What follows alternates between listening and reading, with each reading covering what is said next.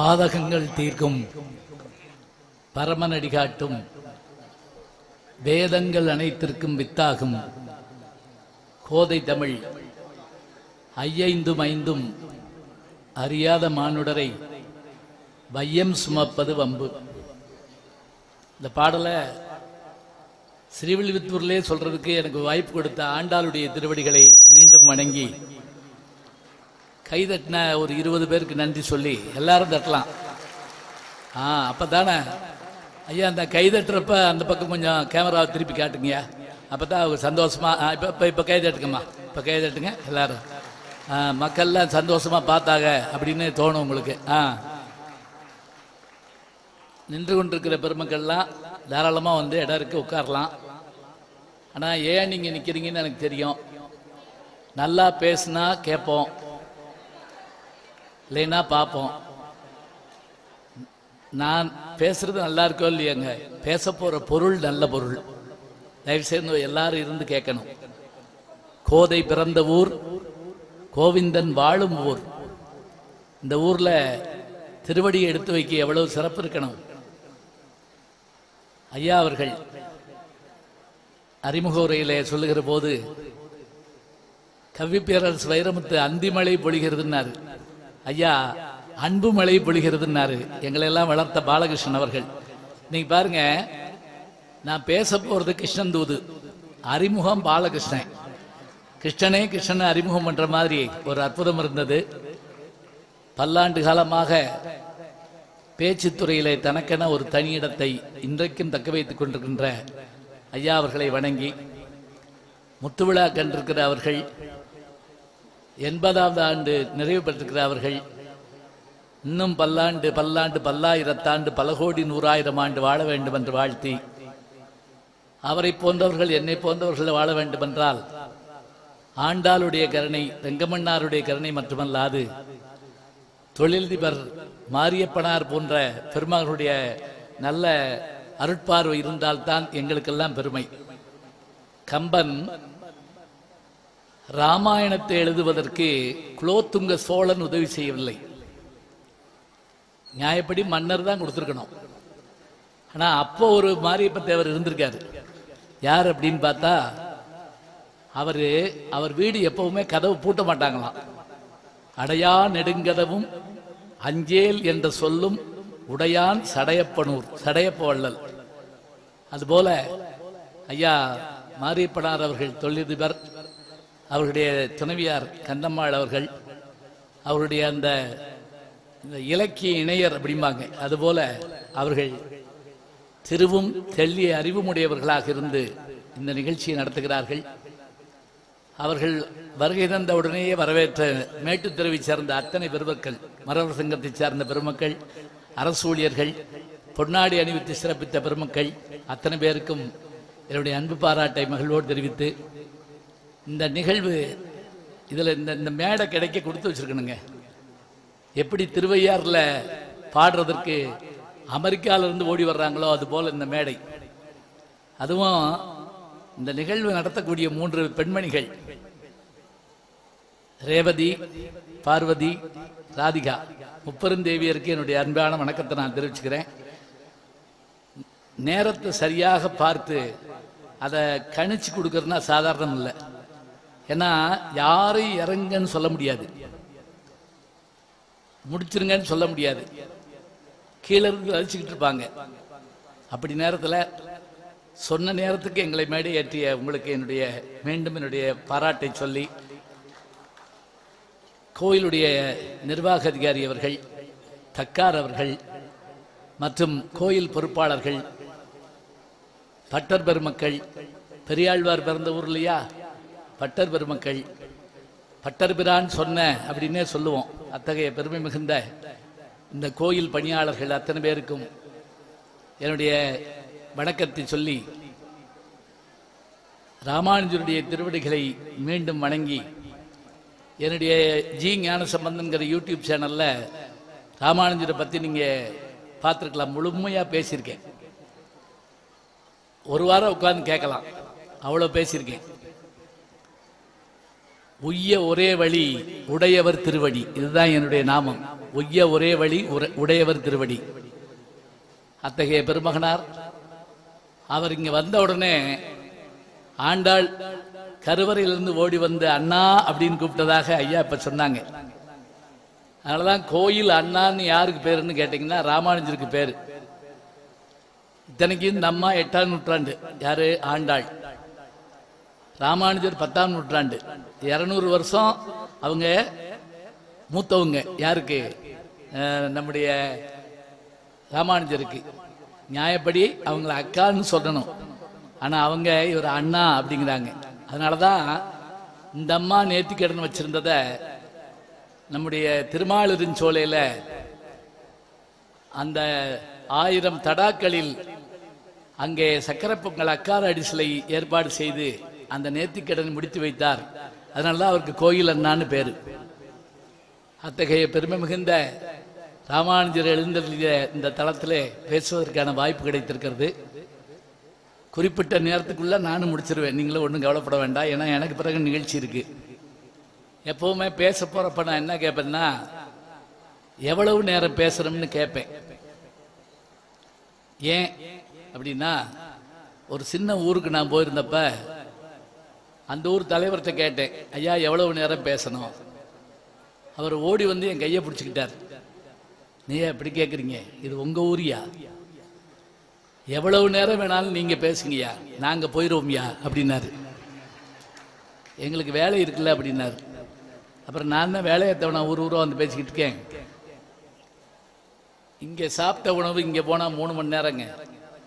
ஆனா இங்க காதல கேட்கிற ஒரு செய்தி நம்முடைய மனதுக்குள்ளேயோ அறிவுக்குள்ளேயோ போனா வாழ்நாளெல்லாம் நமக்கு பயணம் தரும். அதனால்தான் திருவள்ளுவர் செல்வத்துள் செல்வம், என்ன நான் மாத்திரம் சொல்றேன், ஒருத்தரும் சொல்ல மாட்டேங்கிறீங்க. பரவாயில்ல சொல்றீங்க. நான் ஏதோ ஹிந்தி பாட்டு பாடுறேன், நாக்கு சுகந்திருக்கப்படாது. செல்வத்துள் செல்வம்.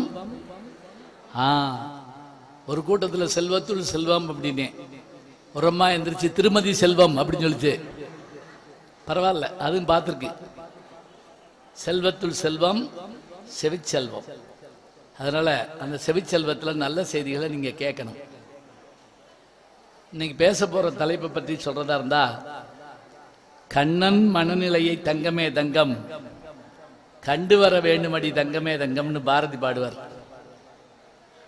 கண்ணன் பாடல் பாரதிக்கு பெருமை சேர்த்ததுல தூது அனுப்புறாரு. யார் அனுப்புற? ஒரு தலைவி தன்னை காதலன் வந்து பார்க்கலையேன்னு கவலைப்பட்டு பார்த்துட்டு வான்னு ஒரு தோழி அனுப்புறாரு. அந்த கண்ணன் என்ன செய்யறார்? போய் பார்த்து வா. கண்ணன் மனநிலையை தங்கமே தங்கம் கண்டு வர வேண்டுமணி தங்கமே தங்கம்னு அனுப்புறாரு. இது தெய்வத்தின் தெய்வம்னு ஒரு தமிழ் படத்துல பாட்டா போட்டிருப்பாங்க.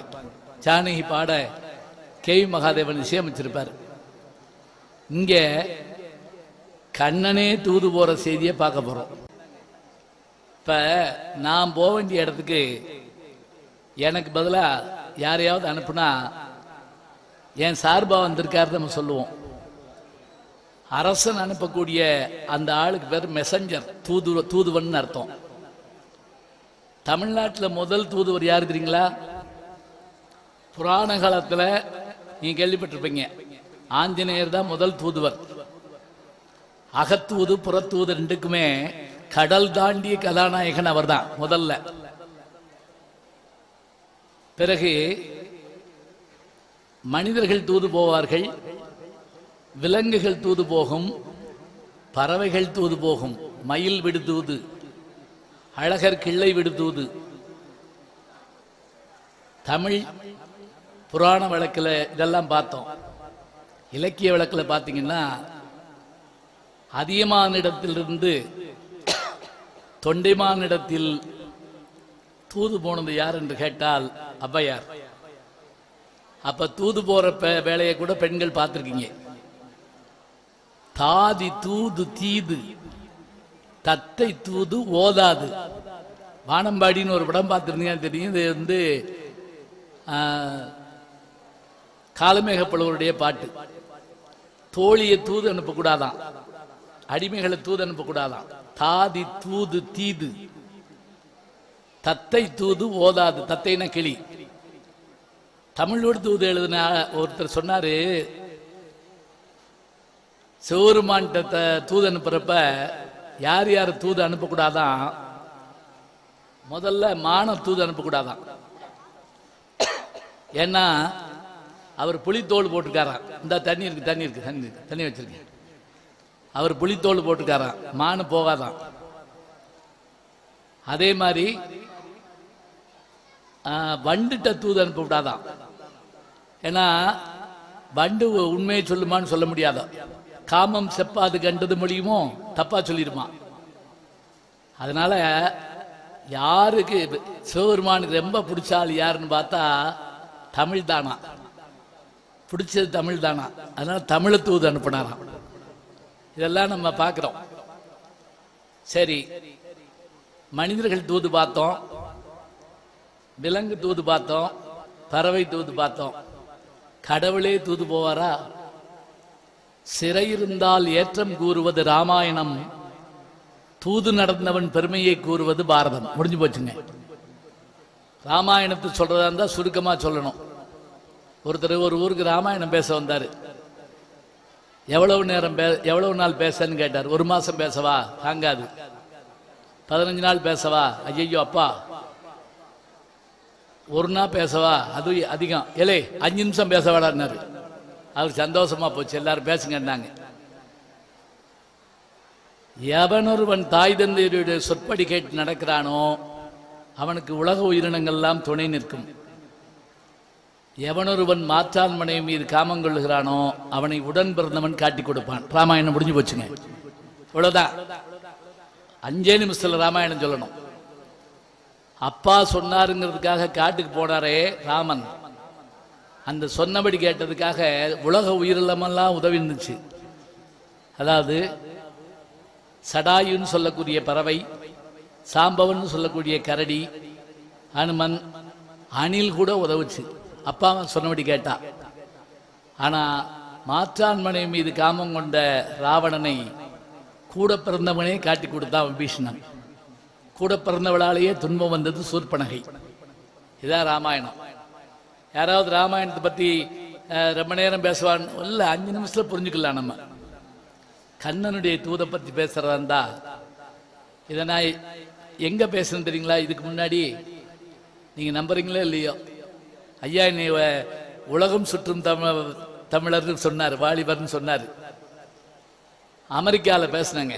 அமெரிக்காவில் கலிபோர்னியா மாநிலத்தில் அவங்க என்கிட்ட கேட்டுக்கிட்டது நகைச்சுவை பேச இல்லை, கிருஷ்ணன் தூது பேசுங்கிறாங்க. அமெரிக்காவில் நம்ம ஊரில் கூப்பிட்டு 2 ஜோக் சொல்லுங்க அப்படிங்கிறாங்க. ஜோக்கும் சொல்லலாம், கிருஷ்ணன் தூதும் பேசணும். ஜோக் சொல்றது பெரிய விஷயம் இல்லை, கிருஷ்ணன் தூது பேசணும். சரி, எங்க இருந்து தொடங்கலாம்? முதல்ல மகாபாரத கதை உங்களுக்கு எல்லாம் தெரியும். பாண்டவர்கள் 5 பேர், தர்மன், பீமன், அர்ஜுனன், நகுலன், சகாதேவன். கௌரவர்கள் 100 பேர். 100 பேருடைய பேரும் சொல்றதுக்கு நேரம் இருக்காது, சொல்லவும் முடியாது. நமக்கு தெரிஞ்ச வகையில் துரியோதனன், துச்சாதனன் 2 பேர். அதுல ஒரு நல்ல வேறுனா அவன் பேரு விகர்ணன். ஒரு பெண் பிள்ளை இருந்துச்சு, தெரியுமா உங்களுக்கு? அந்த 100 பேருக்கு ஒரு தங்கச்சி இருந்தா, அவ பேர் துச்சலைன்னு பேரு. இப்ப இந்த 100 பேரும் பாண்டவர்கள் 5 அத்தினாபுரத்தில் இருந்தபோது அவர்களுக்குள்ள அந்த பங்காளி சண்டை வந்தது. ஒன்றும் இல்லை, பீமனுடைய ஆற்றலை பார்த்து துரியோதனன் பொறாமப்பட்டான். உலகத்திலேயே பொறாமதாங்க கொடுமையான ஒண்ணு. பொறாமைன்னா என்ன? உரையாசிரியர் எழுதுறாரு, ஒரு காரணமும் இல்லாமல் பிறர் மாட்டி ஏற்படுவது அப்படிங்கிறது. ஒரு காரணமும் இருக்காதான். பாலத்தில் உட்காந்துருப்பானா நம்ம ஆளு, அந்த பக்கம் பைக்கில் ஒருத்தர் மனைவியோடு சிரிச்சுக்கிட்டே போவாராம். அந்த முக்குல விழுவான் பாரு, அப்படி மாங்கலாம். அவருக்கு இவருக்கு ஒரு சம்பந்தம் இல்லை. ஏன்? அவன்கிட்ட பைக் இருக்கு, இவன்கிட்ட இல்லை. அவனுக்கு கல்யாணம் ஆயிருக்கு, இவனுக்கு ஆகலை. 2 பேரும் சிரிச்சுக்கிட்டு வேற போறாங்க. இவனால பொறுக்க முடியல. ஒரு காரணமும் இல்லாமல் பிறர் மாட்டி ஏற்படுவது. அப்ப பாண்டவர்களை வீழ்த்தணும்னு நினைச்சாங்க. யாரு? துரியோதனாதிகள். அதுக்கு என்னென்னமோ முயற்சி பண்ணாங்க. கடைசியில் தர்மன் இருக்கக்கூடிய ஒரே ஒரு சின்ன பலவீனத்தை உணர்ந்தாங்க. என்னது? சூதாட்டத்தில் கொஞ்சம் விருப்பம் உள்ளவன். இப்போ ஆன்லைன் ரம்மியில் பணத்தை விட்டுட்டு பல பேர் தங்களுடைய உயிரை போக்கிக்கிற கொடுமையை பார்க்குறாங்க. அதனால தான் திருவள்ளுவர் சொல்லுவார், வேண்டற்க வெந்திடனும் சூதினை அப்படிம்பார். டேய், ஜெயிக்கிறோம்னாலும் நீ சூதாடாதப்பா, வேண்டாம். ஜெயிப்புக்கிற மாதிரி தான் இருக்கும், வேண்டாங்கிறாங்க.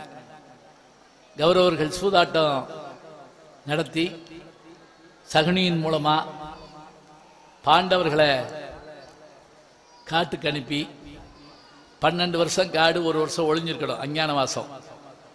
அதெல்லாம் முடிஞ்சது. இப்ப 13 வருஷம் கழிச்சு வந்தா பழையபடி பாதி ராஜ்யம் கொடுக்கணும். கொடுக்க மாட்டேங்கிறான் துரியோதனை. எப்படி கொடுப்பேன் யோசிச்சு பாருங்க. ஒரு நாள் பாஞ்சாலி கேட்டாலாம், யார்கிட்ட? கண்ணபெருமான்கிட்ட. ஏன் கிருஷ்ணா, நீ இந்த யுத்தமெல்லாம் நடக்கிறத பார்த்துக்கிட்டு இருக்கியே, தர்மம் சூதாடுறப்பவே நீ தடுத்திருந்தேன்னா இவ்வளவு பேர் இறந்திருக்க மாட்டாங்க, இவ்வளவு சங்கடங்கள் வந்திருக்காதே. அப்படியா? ரொம்ப ஞானி மாதிரி பேசாத அப்படின்னாராம். என்ன கண்ணான்னு கேட்டிருக்கா. சூதாட்டம் யார் யாருக்கு நடந்ததுன்னு கேட்டாரு கிருஷ்ணன். துரியோதனனுக்கு தருமனுக்கு நடந்தது. சரி, சூது ஆடுனது துரியோதனா வேற யாரு? இல்ல, சூதாட்டத்தை கூப்பிட்டது துரியோதன, ஆடினது அவங்க மாமே சகுனி. அப்ப துரியோதனே அவங்க மாமாவை கூப்பிட்டுருக்கான். ஆமா, அப்ப நீங்க என்னைய கூப்பிட்டுருக்கணும்ல. நீங்க என்னைய கூப்பிட்டுருந்தா நான் சகுனியோட ஆடி இருந்தேன்னு வச்சுக்கிடுவோம், நீங்க தோத்துருப்பீங்களா? அன்னைக்கு விட்டுட்டு இன்னைக்கு பிடிக்கிறியே, தும்ப விட்டுட்டு வாழ பிடிக்கலாமா? அன்னைக்கு ஒரு வார்த்தை என்னை கூப்பிட்டியா? தர்மம் என்ன நினைச்சான்? தான் செய்யறது எனக்கு தெரியக்கூடாதுன்னு நினைச்சான். அவனாலதான் இந்த பிரச்சனை. சரி, இப்ப அந்த 13 ஆண்டு முடிஞ்சு வந்த உடனே சொத்துல பாதியை தரணும் கேட்கிறாங்க. இதுக்கு தூது அனுப்பி கேட்கிறாங்க. இதுல 3 தூது இருக்கு. முதல்ல பாண்டவர்கள் பக்கத்துல இருந்து ஒருத்தனை தூது அனுப்புறாங்க. உலூகன் தூதுன்னு பேரு. உலூகன் ஒருத்தனை தூது அனுப்புறாங்க. அவன் போய் கேட்டான், அந்த பாக்கி இதை கொடுத்துருங்க அப்படின்னு. அதான் தர முடியாது, போயிட்டு வா, ஒரே வார்த்தை. யாரு? துரியோதனை. உலகன் வந்தாரு, போ சொன்னீங்க, போனேன், கேட்டேன், இல்லைன்ட்டாரு, வந்துட்டேன். எப்படி தூதுவேன் பாருங்க. ஒரு அப்பா பையனை கூப்பிட்டாரு, டேய் இந்த சார் வந்திருக்காரு, அந்த கடையில் போய் வெத்தலை வாங்கிட்டு வா. அவன் இன்ன இடத்துல கேட்டான். அந்த கடையில் வெத்தலை இல்லைன்னா பக்கத்து கடையில் வாங்கிட்டு வா. அந்த கடையில் இல்லைன்னா கடைசி கடையில் வாங்கிட்டு வா. அந்த கடை பூட்டியிருந்தா வந்துரு, அதுக்கு போகாட்டி என்ன அப்படின்னா எவனாவது வெத்தலை வாக்கு போடுவானா? நின்ன இடத்துல இத்தனை கேள்வி கேட்பாங்களா? போனா கேட்டான், இல்லைன்னா வந்தேன், போயிட்டான். இப்ப அவங்க அங்கிருந்து ஒருத்தன் தூது அனுப்பினாங்க. யாரு? துரியோதனாதிர்கள். அவன் பேரு சஞ்சயன். இந்த சஞ்சயன் யாரு தெரியுங்களா? அவன் தாங்க முதல்ல வர்ணனையாளர். இப்ப கிரிக்கெட் வர்ணனையை நேருக்கு நேரம் நீங்க கேக்குறீங்கல்ல, 18 நாள் போற திருதராஷ்டிரனுக்கு நேருக்கு நேர வர்ணிச்சவன் அவன் தான். அவனை தூது அனுப்புறாங்க. அவனுக்கு எல்லாம் வர்ணிக்க தெரியும், ஆனா பேச தெரியாது. அவன் பேச்சு எப்படி இருக்குன்னு தெரியுமா? நான் சொன்னா நல்லா இருக்காது. வாரியார் சாமி சொல்றாரு, சஞ்சயன் தூது எப்படி இருக்குமா? பெண்களுக்கு சொல்றேன், வெண்டைக்காயை நறுக்கி விளக்கெண்ணெயில குழம்பு வச்சா எப்படி இருக்குமோ அது மாதிரி இருக்குமா. இப்ப நான் சொல்றது புரியுதா? வெண்டைக்காயே குளக்குளன்னு இருக்கும், அதை விளக்கெண்ணெயில் தாளிச்சா எப்படி இருக்கும்? அது மாதிரி வளவள குளக்குளன்னு பேசுவானா. அதோடு மட்டுமில்ல, அவன் வந்து என்ன பண்ணான் பாண்டவர்கள்ட்ட, ஏன்பா 12 வருஷம் காட்டில் நல்லா இருந்தீங்கல்ல, எப்போ பார்த்தாலும் அருவியில் குளிக்கலாம், தேன் சாப்பிடலாம், கனி சாப்பிடலாம், பழம் சாப்பிடலாம், துன்பம் இல்லை, துக்கம் இல்லை, நீங்கள் வாட்டுக்கு அங்கே இருக்கலாம்ல, ஏன் திருப்பி நாட்டுக்கு வர்றீங்க? அதுக்கு பீமன் கேட்டா, சரி நாங்கள் 12 வருஷம் இருந்தோம்ல, அந்த 100 பேரையும் போக சொல்லு, தேன் சாப்பிடலாம், ஐந்தருவியில் குளிக்கலாம், குற்றாலத்தில் நீராடலாம், அனுப்பு. 2 தூது ஃபெயிலியர், 2 தூது தோத்து போச்சு. இப்போ 3வது ஒரு ஆளை அனுப்பணும். யார் அனுப்புறது? இப்போ தாங்க தருமன், பீமன், அர்ஜுனன், நகுலன், சகாதேவன், பாஞ்சாலி எல்லாரும் உட்கார்றாங்க. கிருஷ்ண பரமாத்மா உட்கார்றாரு. எந்திரிச்சு போற சொல்லிட்டாது போங்கம்மா, ஏம்மா போயிட்டு வர்றேன் ஐயா, பேசிக்கிட்டு இருங்க, நாங்களாம் வெளியூர், நாங்கள் அப்படியே கிளம்புறோம். சரி போயிட்டு வாங்கம்மா, வேலை இருக்கும். இருக்கட்டும் பரவாயில்ல. ஏம்மா கல்யாண வீட்லேயே நான் பேசியிருக்கேம்மா, யாரும் கேட்க மாட்டாங்க, பேசிக்கிட்டு தான் இருப்போம். ஒரு கல்யாண வீட்டில் நான் பேசிக்கிட்டு இருக்கேன், பொண்ணு மாப்பிள்ளை தாலி கட்டியாச்சு, மேடையெல்லாம் ஒன்றும் இல்லை, ஹேண்ட் மைக் கொடுத்துருக்காங்க. பெரியோர்களே தாய்மார்களே 2 வாரத்தை தான் சொன்னேன். 300 பேர் மேடைக்கு வந்து பொண்ணு மாப்பிள்ளைக்கு பரிசு கொடுக்குறோம்னு என்னை தள்ளிக்கிட்டே போகிறாங்க. நானும் விடலை.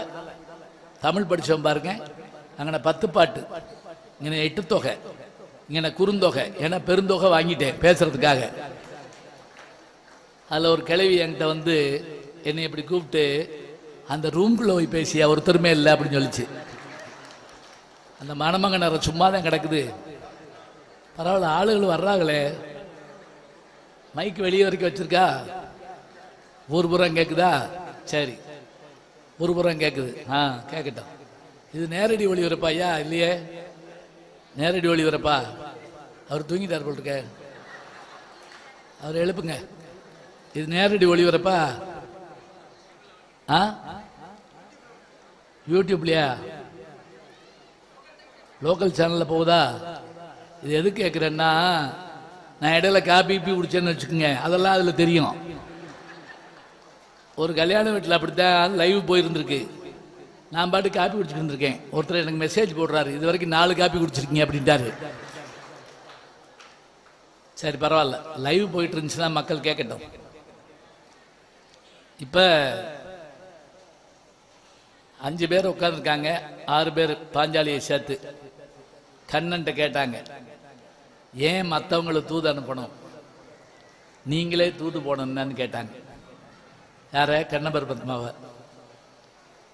அவரு நான் போகலாம், சரி நான் போகிறேன், உங்கள் 5 பேர் கருத்து 6 பேர் கருத்தையும் கேட்டுக்கிட்டு போகிறேன். தருமனை பார்த்து கேட்குறாரு முதல்ல, இன்னும் இப்போ இருந்து நீங்கள் என் கூடவே வந்தால் தான் தூதுக்குள்ளே நம்ம போக முடியும்.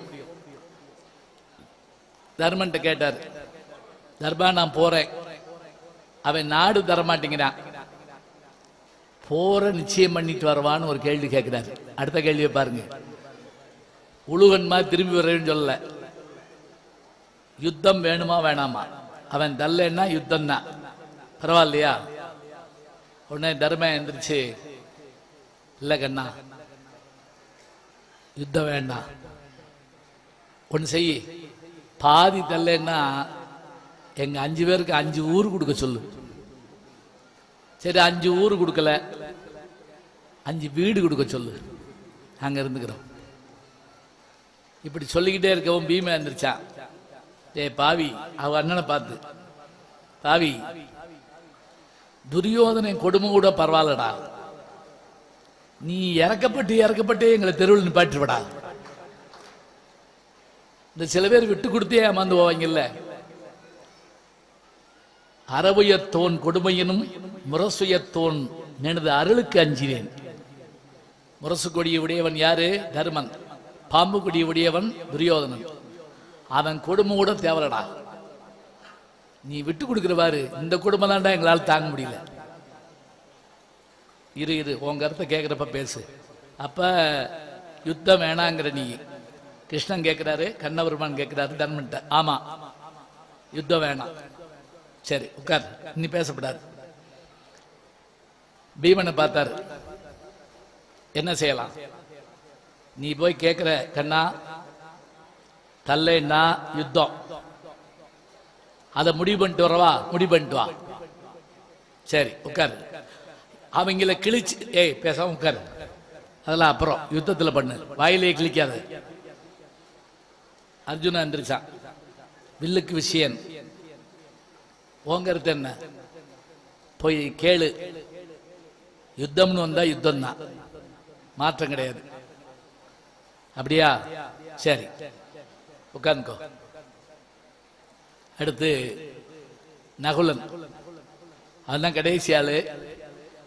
சகாதேவன்ட்ட கேட்கல, கொஞ்ச நேரம் கழிச்சு கேட்டுக்கலாம் விட்டாரு. அவனும் யுத்தம் வேணும்ட்டார் நகுலனும். இப்ப பாஞ்சாலியை பார்த்து கேட்டார். சகாதேவன்ட்ட கேட்க வர்றாரு, நான் கடைசியா சொல்றேன்ட்டாங்க.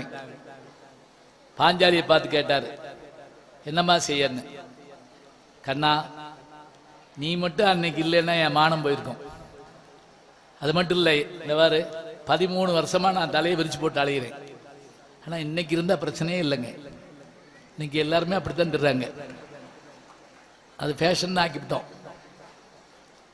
நான் தலை சீவி கொண்டு போட வேணாமா? அட ஒரு ரெட்டச்சடையாவது போட வேணாமா? எனக்கெல்லாம் ஆசை இருக்காதா? யுத்தம் வேணும். ஒரு ஆள் வேணான்னு இருக்காரு. யாரு? தர்ம. 4 பேர் வேணும்ட்டாங்க. இன்னும் ஒரு ஆளு ஓட்டளிக்கவே இல்லை. ஜனாதிபதி எலெக்ஷன் மாதிரி தான் அது. அந்த ஆள் யாரு? சகாதேவன். சகாதேவன் யாருன்னு கேட்டாங்க, முக்காலமும் அறிந்த ஞானி. பாஞ்சாலி அப்படி தொட்ட போது வீமன் மூச்சு விட்டான் முளையின் வெய்ய நாகம் போலங்கிறான் பாரதி. பாம்பு புத்துக்குள்ள இருந்து மூச்சு விடுற மாதிரி மூச்சு விடுறான். காமனொத்த பார்த்தன் அங்கே களை இழந்து விட்டான். அர்ஜுன அப்படியே முகம் வெளுத்து போச்சு. சொல்லிக்கிட்டே வந்த பாரதி சகாதேவன்ட்ட வர்றப்ப, ஊமை போல் இருந்தான் பின்னோன் உண்மை முற்றுணர்ந்தோன். அமைதியா உட்கார்ந்து இருந்தானா. அவன் ஒருத்தனுக்கு தான் இந்த யுத்தத்துல என்ன நடக்கும்னு தெரியுமா, அதனால அவன் பேசாம இருந்தானா.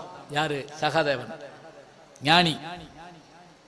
இப்ப சகாதேவன்ட்ட கிருஷ்ண பரமாத்மா கேட்டார், கண்ணன் என்னப்பா நான் போறேன், யுத்தத்தை பத்தி என்ன முடிவு பண்ணலாம், இங்க சொல்லவா அந்த அறைக்குள்ள சொல்லவான்னு கேட்டான்.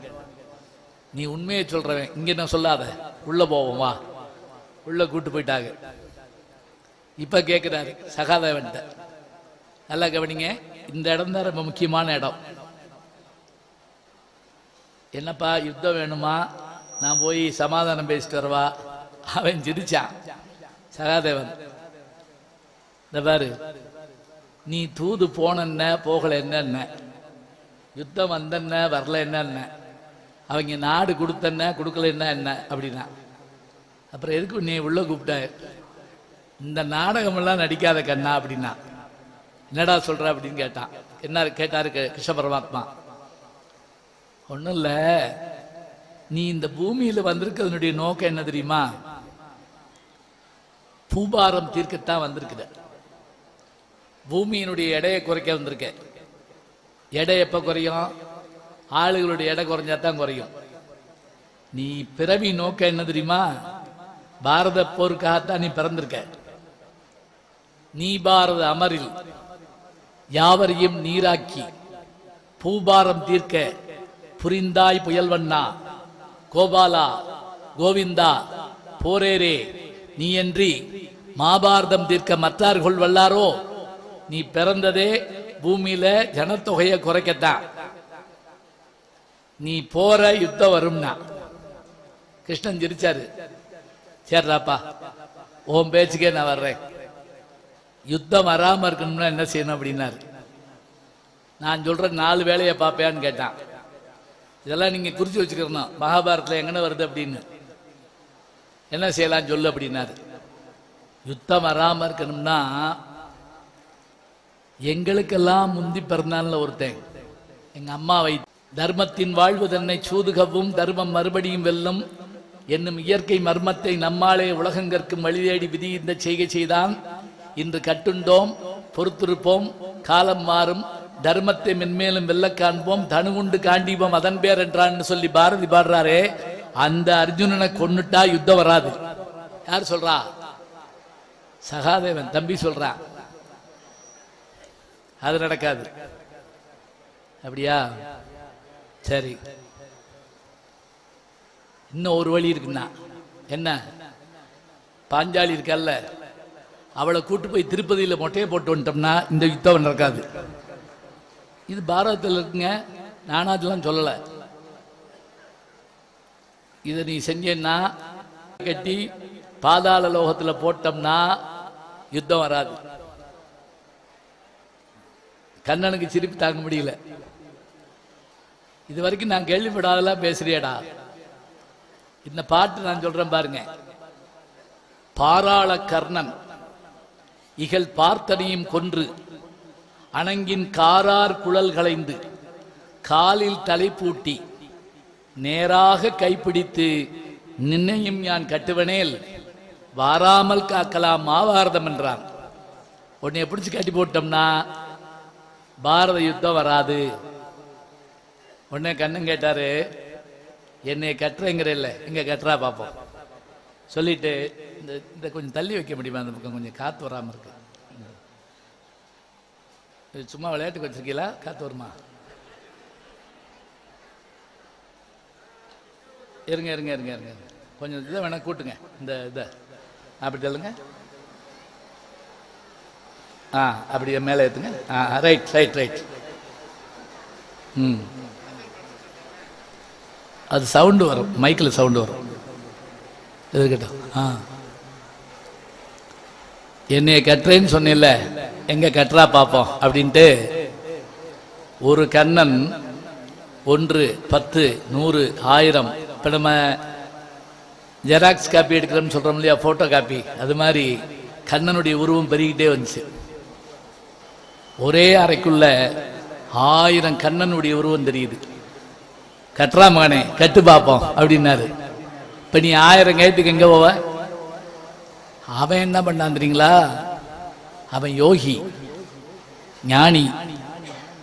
பத்மாசனம் போட்டாங்க, கை 2 அப்படி வச்சான். மனசுக்குள்ள என்ன பண்ணான் தெரியுமா? கண்ணனுடைய உருவத்தை ஒன்னாக்குனான்.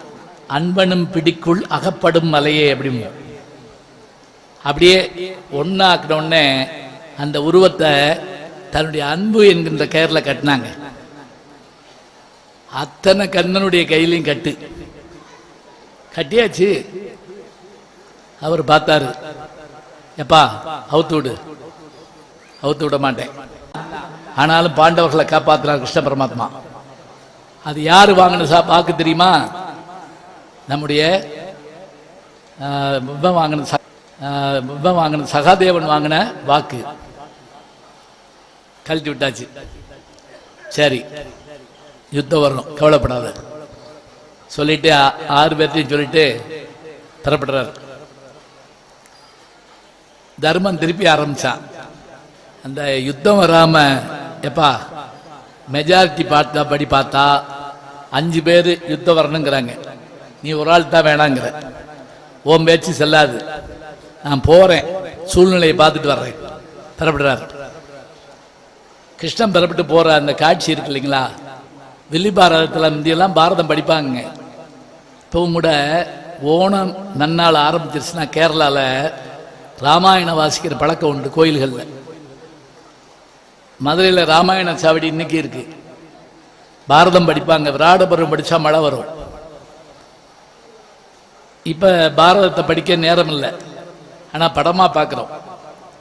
இவர் புறப்பட்டு போறார். கண்ணன் மூவுலகும் ஈரடியால் முறை திரும்ப வகை முடித்து தாவிய சேவடி சேர்ப்ப தம்பியோடும் கான் புகுந்து சிலப்பதிகாரம் சொல்லும். அந்த கண்ண பரமாத்மா நாராயணா என்னாத நாவென்னனாவோ, நாம கோவிந்தான்னு சொன்ன உடனே எவ்வளவு சந்தோஷப்பட்டோம். அதுபோல அந்த நாராயணன் தூது நடக்கிறாருங்க, மனுஷர்களுக்காக நடக்கிறாரு. அப்படி அவர் போகும்போது அந்த இயற்கை காட்சி என்ன அழகா இருந்ததுங்கிறது பல பாடல்கள்ல சொல்லுவாங்க. நட்சத்திரங்கள் வானத்துல ஜொலிக்குதான். காணலாம் மலர்ந்த முல்லை ககன மீது எழுந்ததென்ன தூணிலா மதியம் வந்து குணதிசை தோன்றிற்றம்மான்னு பாடுறார். நிலவு முழு நிலவாக ஆகாயத்தில் தோன்றுது. கண்ணன் தூது கிளம்பிட்டார். தூது கிளம்பிட்டாருங்கிற விஷயம் துரியோதனுக்கு தெரியும். அவன் சபையை கூட்டினான். நம்ம இன்னைக்கு பொதுக்குழு செயற்குழுலாம் சொல்றோம்ல, அவனுக்கு எல்லாம் ஒரு குழு தான். ஒரே ஒரு விஷயம்தான் சொன்னான், எவனாவது போய் வரவேற்றீங்கன்னு வச்சுக்க, அவன் வீட்டில் தீ வைப்பேன். ஒரு பய வீட்டில் நடமாட முடியாது. கண்ணன் தூது வர்றாரு, வரவேற்கணும்னு எவனாவது போனீங்க, அதோட சரி, அப்படியே போயிட வேண்டியதான். இன்னைக்கு என்னமோ நம்ம அரசியல் பேசுறோங்க, இது எப்ப இருக்கு பாருங்க.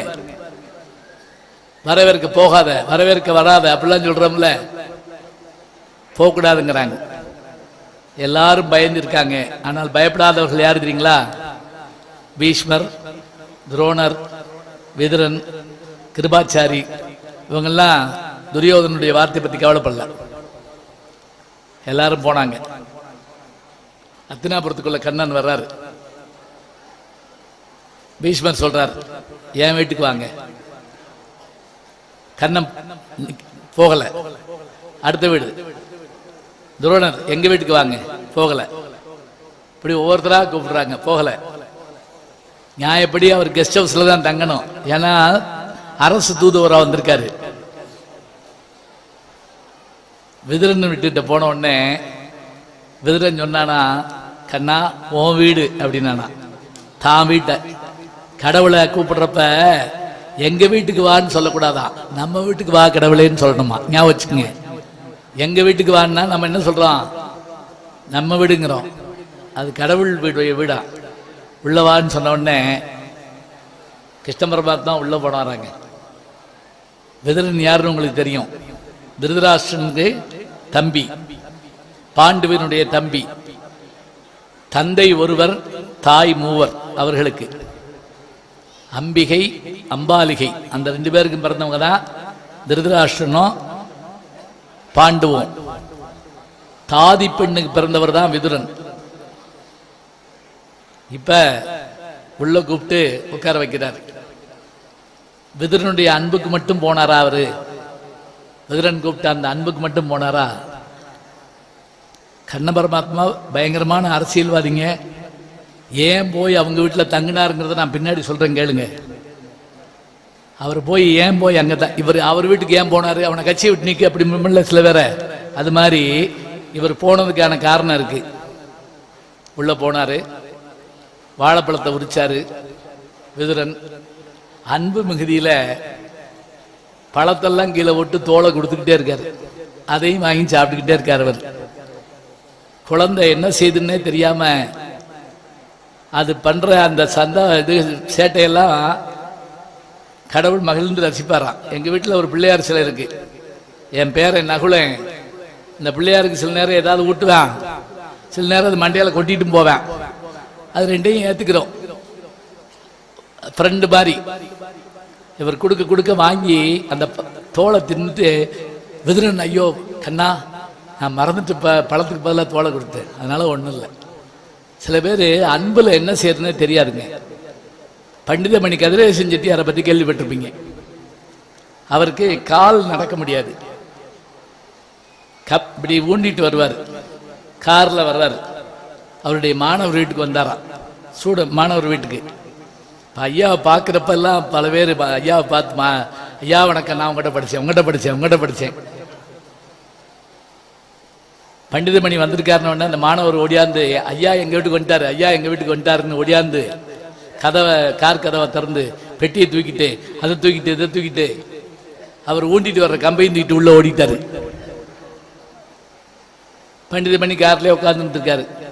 அந்த மாணவர் ஓடியாந்து, ஏயா வரலன்னாரு. எப்படி வருவேன், நீ தான் கட்டையை தூக்கிட்டு போயிட்டுல. அன்பு மிகுதியில் என்ன செய்யறதுன்னு தெரியாம சில பேர் செய்வோம். சரி, இரவு விடிந்தது, உறங்கினாங்க. மறுநாள் துரியோதனுடைய சபைக்கு போனாங்க.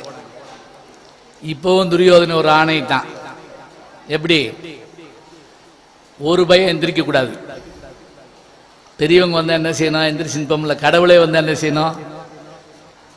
சரணாகதியா விழுகணும், யாரும் எந்திரிக்க கூடாது. ஆனா அவர் இந்த இது எவ்வளவு நேரம் இருந்துச்சு, கற்றுக் கொடுத்த பாடமும் கட்டி கொடுத்த சோறும் எவ்வளவு நேரத்துக்கு நிற்கும்னு சொல்லுவோம்ல, அது மாதிரி அவர் கால் அப்படி உள்ள எடுத்து வச்சாருங்க. அந்த கால் சாதாரண காலா நினைச்சு பாருங்க. அதுதானே அந்த துகள் பட்டதால் தானே அந்த பாறை பெண்ணாக மாறியது. போன யுகத்தில் அந்த திருவடியை நோக்கித்தானே ஓடுறோம் எல்லாரும். எல்லாரும் எந்திரிச்சு கண்ணனை வணங்கினாங்க. துரியோதனை மாத்திரம் எந்திரிக்கல, கர்ணன் எந்திரிக்கல, சகுனி எந்திரிக்கல, திருதராசு எந்திரிக்கல. சதுர்துஷ்டர்கள்னு பேரு, 4 பேர். துரியோதனன், துச்சாதனன், சகுனி, அதே போல கர்ணன், 4 பேர் எந்திரிக்கல. வந்த உடனே கேள்வி கேட்டாங்க. என்ன கேட்டான் தெரியுமா? துரியோதனை கண்ணனை பார்த்து, நீ அரசனை பார்ப்பதற்கு தூதுவனாக வந்தாயா, விதுரன் வீட்டில் தங்குவதற்காக வந்தாயா? இல்ல, என்னை கூப்பிட யாரும் வரல, விதுரன் தான் எங்க வீடு உங்க வீடுன்னு சொல்லாம ஓ வீடுன்னு சொன்னதுனால நான் போயிட்டேன். சொன்ன உடனே துரியோதன ஒரு வார்த்தை சொன்னாங்க. அந்த வேசி மகன் அழைத்தான் என்பதற்காக அவன் வீட்டுக்கு போனியா அப்படின்னு கேட்டான். தான் சித்தப்பாவை பார்த்து, தன்னுடைய சித்தப்பா, அப்பா கூட பிறந்தவர். இந்த வார்த்தை சொன்ன உடனே தாங்க முடியாத விதுரன் எந்திரிச்சு, அட சண்டாள பாவி, நீ என்ன பழிச்சிருந்தா கூட பரவாயில்ல, என் தாயை பழிச்சிட்ட. யுத்தம் என்று ஒன்று வருமானால் அந்த யுத்தத்தில் நான் உனக்கு ஒருபோதும் துணை நிற்க மாட்டேன். சொல்லி முடிச்சதோடு மட்டும் இல்லைங்க, தன்னுடைய ஒப்புயர்வற்ற வில்லாகிய சிவதனுசு இருக்கு இல்லையா, அதை எடுத்து அப்படி ஒரு ஒடி ஒடிச்சாருங்க. யாரு? விதுரன். கண்ணனுக்கு கொஞ்சம் மகிழ்ச்சி, வந்ததுல ஒரு வேலை முடிஞ்சிச்சு. இப்ப புரிஞ்சதா எங்க ஏன் போய் தங்கினார்னு? இந்த வில்லு இருந்தா யுத்தத்துல ஜெயிக்கிறது கஷ்டம். சரி, சபையே நடுங்கி போச்சு. விதுரன் உள்ள முடிச்சிட்டாரு, வெளியே போயிட்டாரு. இப்ப துரியோதனை போனா போட்டோம், விடு. என்ன கண்ணா, என்ன விஷயம்? ஒன்றும் இல்லை, 12 வருஷம் முடிஞ்சு 13ஆவது வருஷம் முடிஞ்சு வந்தா பாதி ராஜ்யத்தை தர்றேன்னு நீ சொல்லியிருந்த, அப்படியா? சரி, தல்லைன்னா என்ன பண்ணுவ? பாருங்க, தன்னேன்னு சொன்னது நீ தான், தல்லைன்னா என்ன பண்ணுவேன்னு என்ன சொல்றது? அப்ப ஒன்று செய். தர்மன் பேசின வார்த்தையவே கண்ணன் பேசினாருங்க.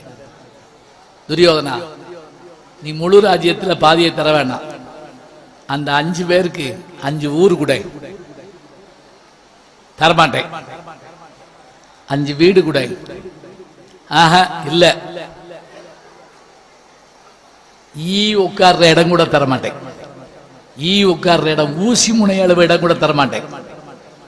சரி, அப்படி என்றால் யுத்தம் நிச்சயம், அதுக்கு ஒத்துக்கிறியா? கட்டாயமா சத்தியம் பண்ணு அப்படின்னாரு கிருஷ்ண பரமாத்மா. அப்போ ஒரு வார்த்தை சொன்னாங்க அவன் துரியோதனை, நீங்க மகாபாரதத்தை எழுத்தண்ணி படிக்கணும் இல்லைங்க, சில இடத்த படிச்சு பாருங்க. இப்படி சத்தியம் பண்ணணும்ல, பண்ண மாட்டேன்ட்டாங்க. ஏன் தெரியுமா பண்ண மாட்டேன்னா? நான் சத்திரியன், ராஜவம்சத்தை சேர்ந்தவன், நீ யதுகுலத்தை சேர்ந்தவன், உன் கையில நான் சத்தியம் பண்ண மாட்டேன் சொல்லிட்டு அங்க இருக்க தூண்ல அடிச்சாங்க ஒரு அடி. யுத்தம் நிச்சயம் அப்படின்னா. ஏன் சத்தியம் பண்ண சொன்னாரு தெரியுமா? சொத்து தர்றேன்னு சொல்லிட்டு மாட்டேன்னு சொன்ன நீயே நாளைக்கு யுத்தத்துக்கு வர்றேன்னு சொல்லிட்டு மாட்டேன்னு என்ன பண்றது? அதனாலதான் சத்தியம் பண்ண சொன்னது. அவன் தூண்ல அடிச்சாங்க. சரி, யுத்தம் உறுதிதானா? உறுதிதான். சரி, நாள் குறிக்கலாமா? குறிக்கலாம். பெறப்பட்டார் கிருஷ்ணா. அன்னைக்கு போய் இரவு விதுரன் வீட்டில் தங்கியிருக்காரு.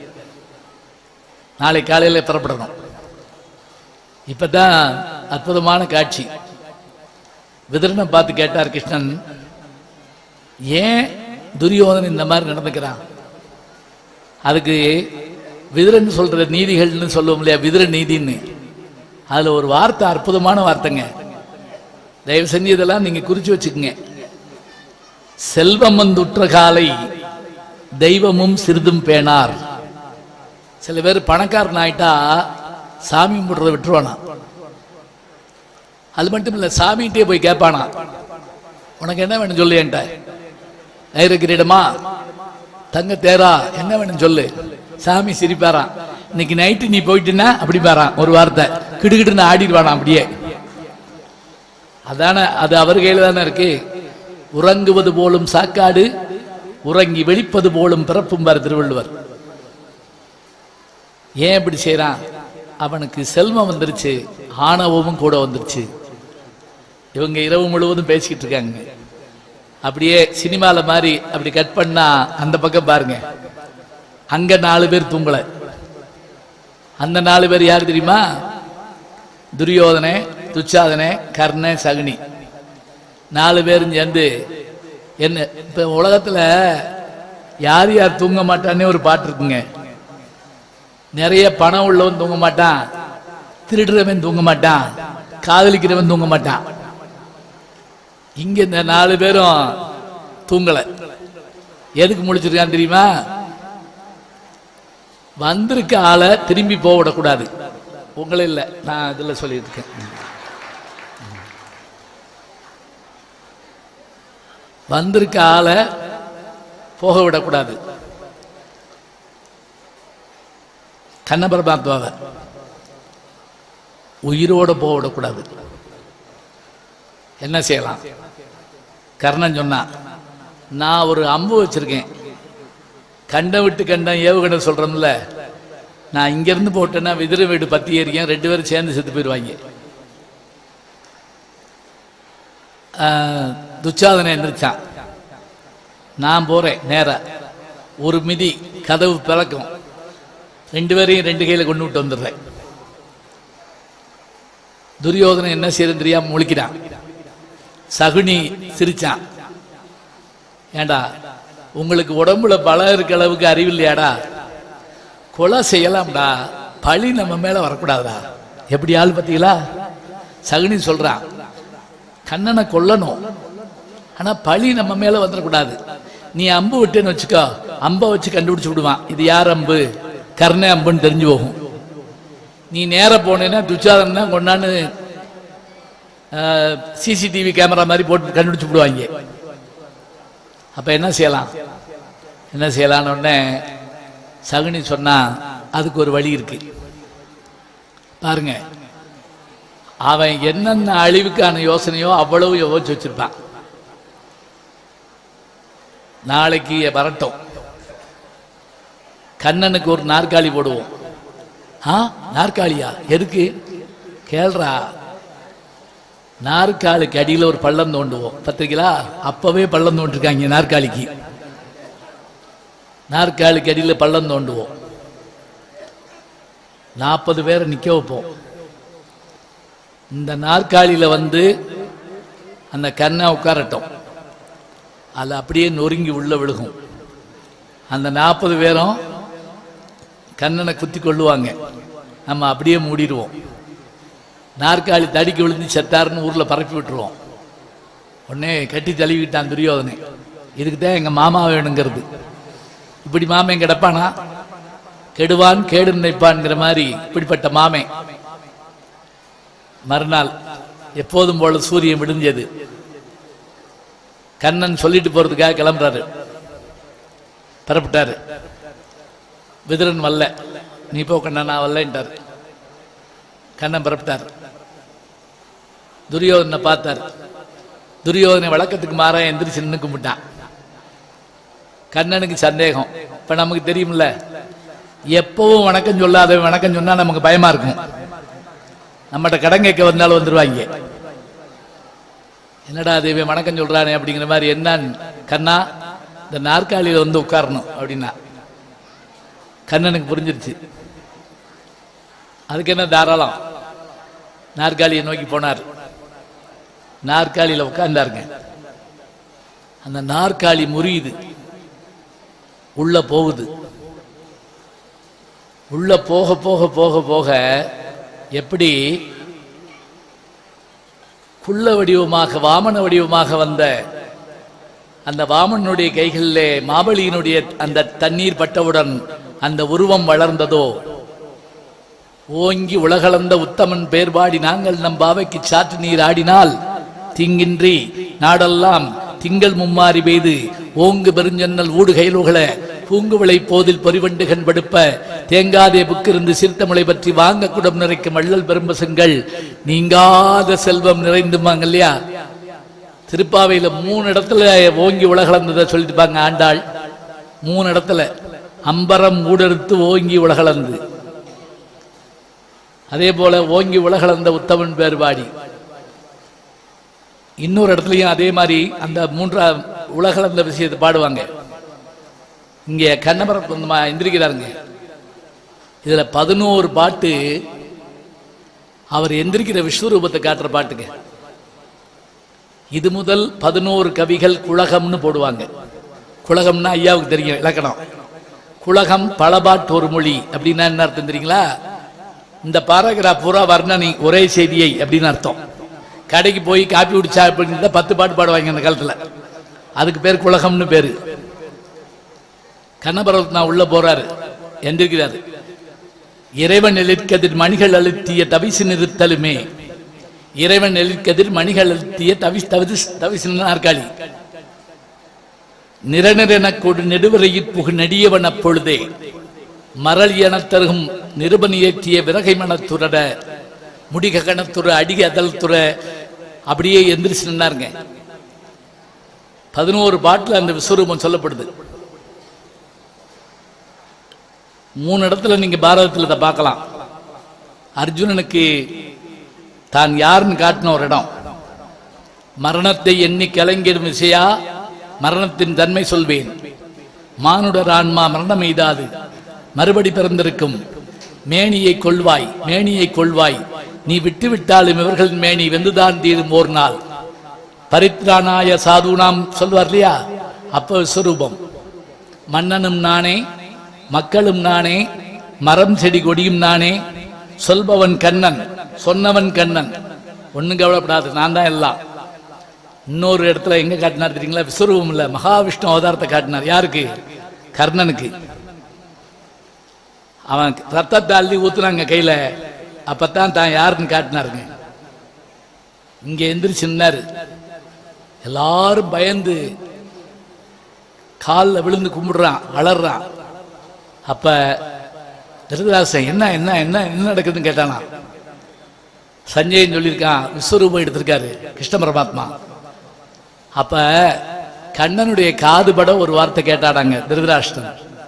ஒரு வினாடி என் கண்ணு பார்க்கறதுக்கு எனக்கு அருள் செய்ய, ஒரு வினாடி. கண்ணன் உடனே ஒரு வினாடி அவருக்கு என்ன பார்க்கறதுக்கான அருளை கொடுத்தாராம்.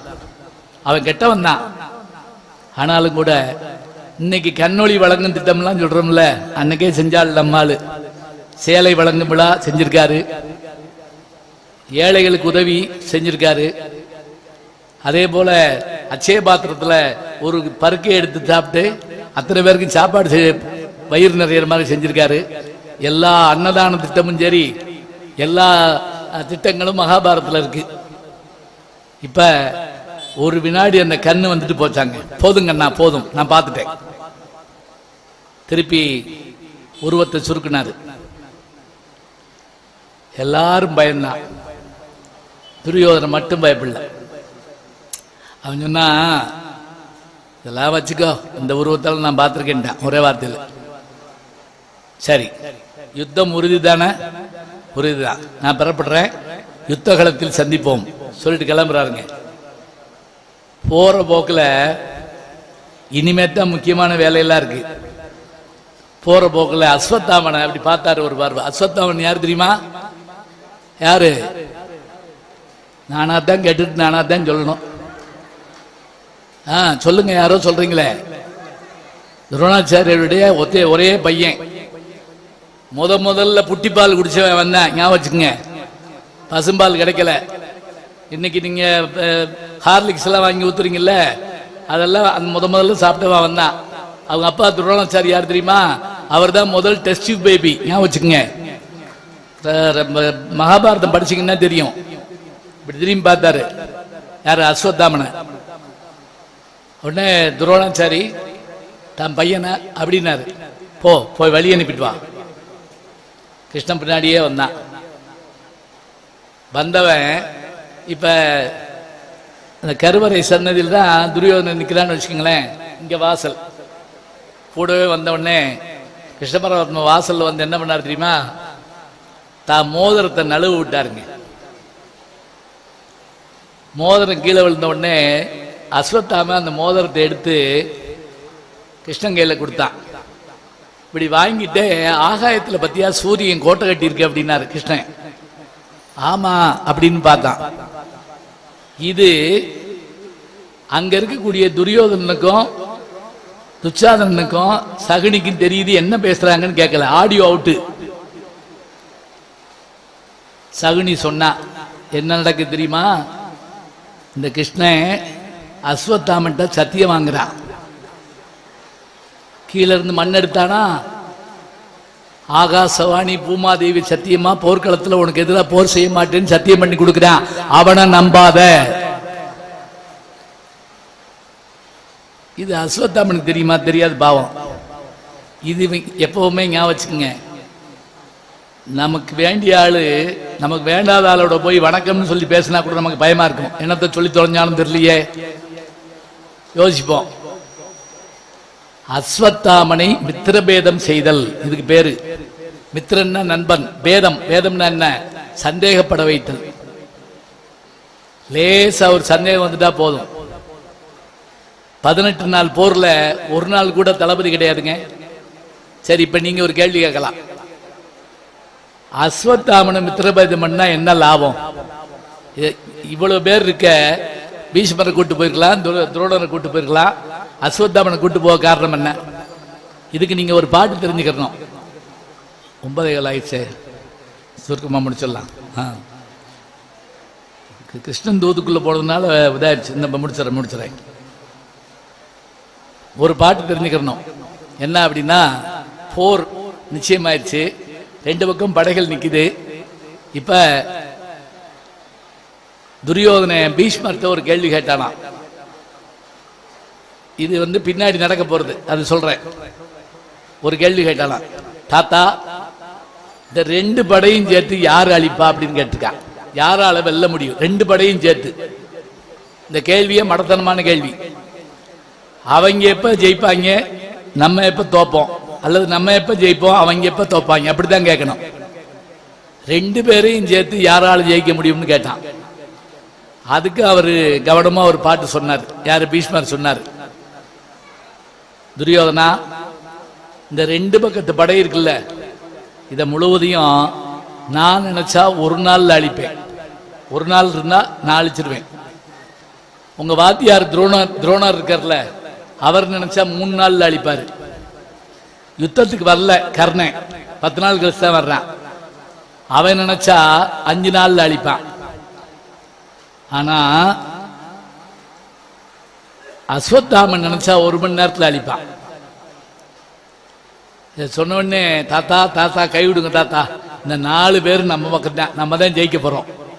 நீங்க சொன்ன 1 நாள்ல ஜெயிக்கிறவரு, 3 நாள்ல ஜெயிக்கிறவரு, 5 நாள்ல ஜெயிக்கிறவரு, 1 மணி நேரத்தில் ஜெயிக்கிறவரு, எல்லாம் நம்ம பக்கம் தான், நமக்கு தான் வெற்றி.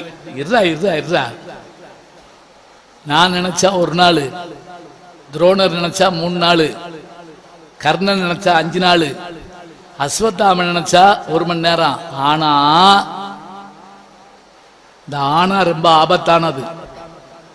எல்லா இடத்துலயும் ஆனா போடக்கூடாது, ஞாபகம் வச்சுக்கோங்க.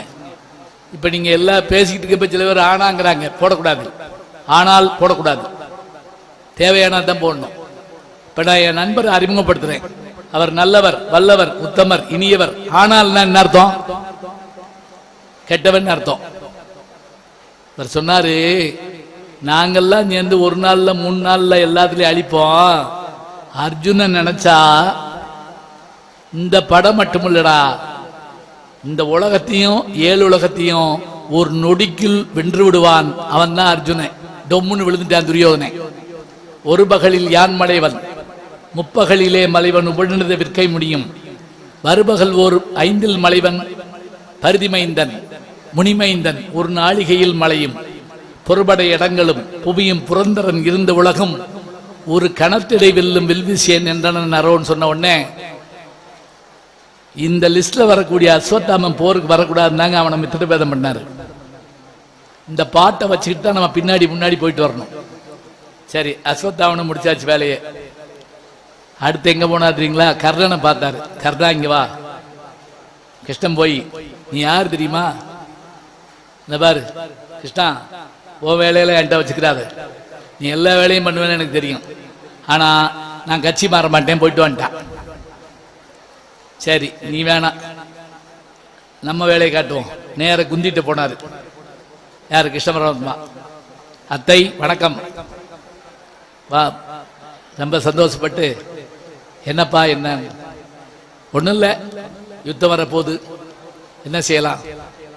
என் பிள்ளைகளை காப்பாத்து. சரி, காப்பாத்துறேன். நீ எனக்கு ஒரு இது தரணுமே. என்ன?